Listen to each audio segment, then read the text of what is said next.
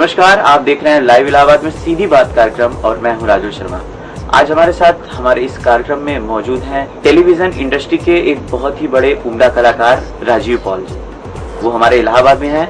आइए सबसे पहले हम उनका स्वागत करते हैं हमारे इस कार्यक्रम में। Hello sir. और सर, इलाहाबाद के सब लोग आपको देख रहे होंगे, आपके बारे में बहुत कुछ जानना भी चाहते होंगे यहाँ पे। तो आइए हम लोग सीधा राजीव जी से ही बातें करते हैं, किस तरीके का उनका वहाँ पे दौर रहा मुंबई में और किस तरीके के सीरियल उन्होंने किए। राजीव, पहले तो इलाहाबाद के सभी दर्शकों को राजीव पॉल का प्यार भरा नमस्कार। मैं पहली बार इलाहाबाद आया हूँ और मुझे बहुत अच्छा लग रहा है। गंगा किनारे बैठे हैं, संगम पे आए हैं। गंगा जमुना सरस्वती का संगम है यहाँ पे। इतना अच्छा, ये रियल भारत यहीं पे है, real Hindustan, real India UP में बसता है।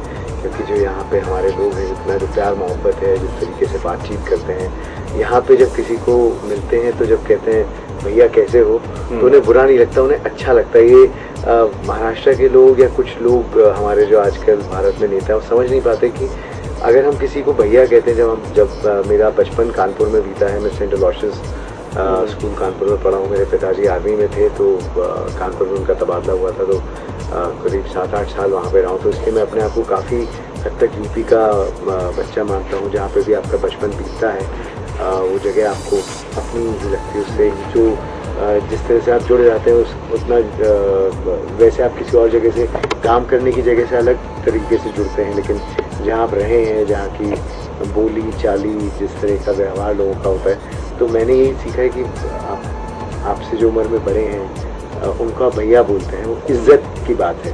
और अनफॉर्चुनेटली महाराष्ट्र में अगर आप किसी को भैया बोले तो उन्हें बुरा लगता है कि हम भैया नहीं हैं। ये एक बहुत ही सिंपल बात है। अगर यूपी में आप मेरे से उम्र में बड़े हैं और अगर मैं आपको, या आप छोटे भी हैं तब भी मैं बोलूँगा राजू भैया कैसे हैं आप, तो आप भी कहेंगे राजीव भैया मैं ठीक हूँ। ये एक दूसरे को इज्जत और प्यार देने की बात है।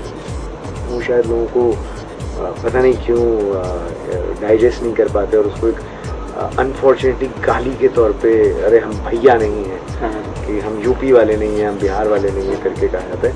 तो मुझे लगता है वो लोगों की नासमझी है। उन्हें शायद वो प्यार मोहब्बत की बातें पता ही नहीं है, इसलिए शायद वो इस तरीके से रिएक्ट करते हैं। बहुत से टीवी सीरियल्स में हमने आपको देखा हुआ है, वहाँ पे बहुत से अच्छे रोल आपने किए। उसके विषय में आप क्या कहना चाहते हैं और किस मुकाम पे आपने पूरे यूपी को पहुँचाया हुआ है? देखिए, मेरी शुरुआत स्वाभिमान नाम की सीरियल से हुई थी, जो कि दूरदर्शन पे आता था। महेश भट्ट द्वारा निर्देशित था और शोभा जी ने लिखा था। उसमें काफ़ी सारे उम्दा कलाकार थे। मेरी शुरुआत की उसमें वॉल्टर सिंगर का किरदार निभाया था मैंने। और बड़े सरप्राइज़ की बात है, मुझे काफ़ी आश्चर्य होता है कि आज भी जब मैं इलाहाबाद की गलियों में घूम रहा था और लोगों से मिल रहा था, तो लोग आज भी वॉल्टर के नाम से मुझे ज़्यादा जानते हैं। उसके बाद मैंने ZTV के लिए काफ़ी सारे धारावाहिक किए, उसमें परिवर्तन मुख्य था। मैंने दूरदर्शन के लिए कुछ 40-50 धारावाहिकों में काम किया है। सबके नाम अनफॉर्चुनेटली मुझे भी ध्यान नहीं है, लेकिन युग, अग्नि, कामयाबी, अभिमान पॉलिटिकल थ्रिलर था, ये मेरे पसंदीदा शोज हैं। अभिमान खास करके। और फिर मैंने कहानी घर की में देवेंद्र का किरदार निभाया था, जो कि एक रेपिस्ट था और एक अंधी लड़की के साथ बलात्कार करता है, और वो उस तरीके का काफ़ी लंबा चौड़ा ट्रैक था। फिर उसके बाद मैंने नच बलिए धारावाहिक में, जो पहला नच बलिए था, उसमें और मेरी पत्नी लैलनाज ने हिस्सा लिया था और काफ़ी आगे तक हम लोग गए थे। और उसके बाद फिर मैंने काव्यांजलि बालाजी का ही धारावाहिक था, वो किया। कंट्री ब्यूटी पार्लर किया। और अभी इन दिनों में प्ले कर रहा हूँ जिसका नाम है वेडिंग एल्बम। ये गिरीश कर्नाड, बहुत पुराने अपने फिल्म इंडस्ट्री के एक्टर हैं, लेकिन उनको as a Hindi film actor इतनी ज़्यादा सफलता नहीं मिली। लेकिन जो वर्ल्ड के टॉप 1000 प्लेज हैं, उनमें से एक प्ले उनका भी है। वो उतने बड़े प्लेज के राइटर हैं और काफ़ी प्रख्यात इंग्लिश प्लेज लिखते हैं। उसमें से एक का भी उनका प्ले चल रहा है, वेडिंग एल्बम, जो कि काफ़ी प्रख्यात एक अभिनेत्री हैं, डायरेक्टर हैं, दिलीप दुबे, जो काफ़ी फिल्मों में, गदर में, कल्पनाओं में, वगैरह फिल्मों में लिखी हैं। वो एक प्ले को डायरेक्ट और प्रोड्यूस कर रही हैं। और इस प्ले को लेके हमने पूरे इंडिया में अनफॉर्चुनेटली यूपी में नहीं आए हम लोग अभी तक, लेकिन दिल्ली से लेके, चंडीगढ़ से लेके, Calcutta, Guwahati, Hyderabad, Bangalore, Chennai, Dubai, Muscat, Singapore, सब जगह हम लोग जा चुके हैं। करीब 75 शो हमारे हो गए अभी तक और 100 शोज़ और बुक करता है। ये सब तो मेरा अभी करंट जो भी अभी तक जो मैंने काम किया जो कर रहा हूँ है।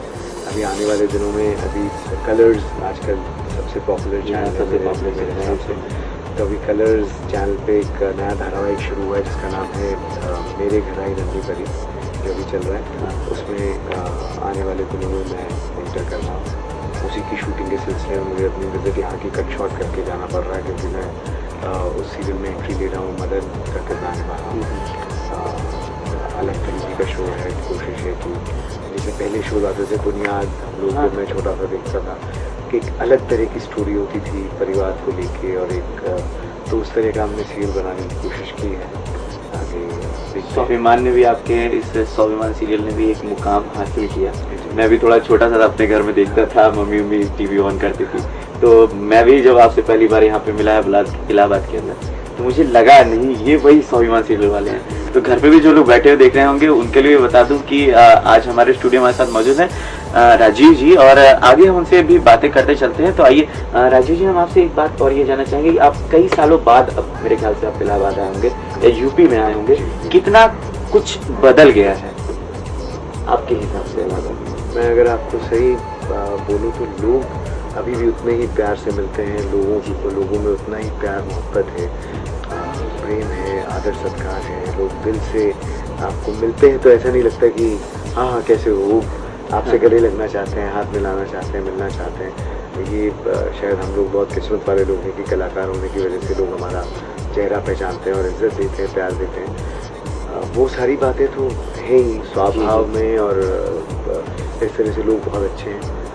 लेकिन अनफॉर्चुनेटली मुझे ऐसा नहीं लगा कि मैं मेरे ख्याल से 1984 या 86 के बाद 84 के बाद मैं पहली बार आया यूपी। 84 से अभी कितने हो गए, करीब 20 साल हो गए, 24 साल 24 साल में अनफॉर्चुनेटली, और मेरे ख्याल से 24 साल के बाद भी मुझे जो आज मैं इलाहाबाद की गलियों में घूमा, अनफॉर्चुनेटली कोई फ़र्क नहीं लगा।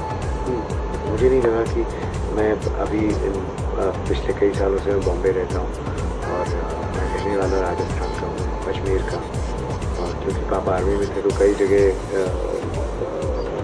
कानपुर में रहा, कोटा में रहा, फिर चंडीगढ़ में रहा, अजमेर में रहा, तो इंडिया के काफ़ी शहरों में रहा हूँ और पढ़ाई करी है। और अपने एक्टिंग के सिलसिले में अलग अलग शूटिंग्स हमारी पूरी दुनिया में होती रहती हैं। और जैसे मैंने आपको बताया, अभी प्ले कर रहा हूँ, तो इन दिनों पिछले 1 साल में मैं करीब इंडिया की जितनी भी शहर हैं सब जगह मैं घूम रहा हूँ। सब जगह से पिछड़ा हुआ अनफॉर्चुनेटली मुझे कहते दुख हो रहा है। मैं किसी की बेइज्जती करने के हिसाब से नहीं कह रहा हूँ, मुझे यूपी मेरा भी प्रदेश है, मैं भी जुड़ा हूँ यहाँ से, और मैं हमेशा यहाँ अपने आप को जब कोई महाराष्ट्र में बात करता है कि यूपी वाले लोग हैं, तो मैं भैया यूपी वाले हम भी हैं, हमसे क्योंकि मेरे रिश्तेदार हैं, मेरी बुआ हैं, वो अभी भी कानपुर में रहती हैं, तो लोग जुड़े हुए हैं कानपुर से।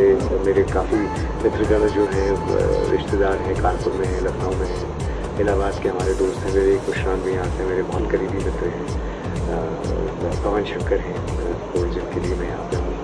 तो यूपी से रिश्ता है, लेकिन मुझे आके बड़ा दुख हुआ कि बैंगलोर से कंपेयर करें, या चेन्नई से कंपेयर करें, या दिल्ली से कंपेयर करें, या बॉम्बे से कंपेयर करें, या जयपुर से कंपेयर करें, तो यहाँ पे कोई ऐसा नहीं लग रहा कि मुझे ऐसा लग रहा है कि समय यहाँ पे रुक गया है।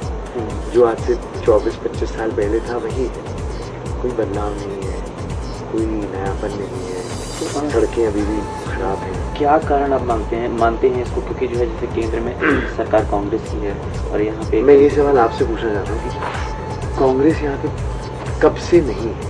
If I am not mistaken पिछले 19 साल से 20 साल से कांग्रेस पूरी तरीके से यहाँ पे नहीं रह पाई है। कोई ना कोई 20 पार्टी, मेरे ख्याल से तकरीबन 20 साल से प्रदेश में कांग्रेस की सरकार नहीं है।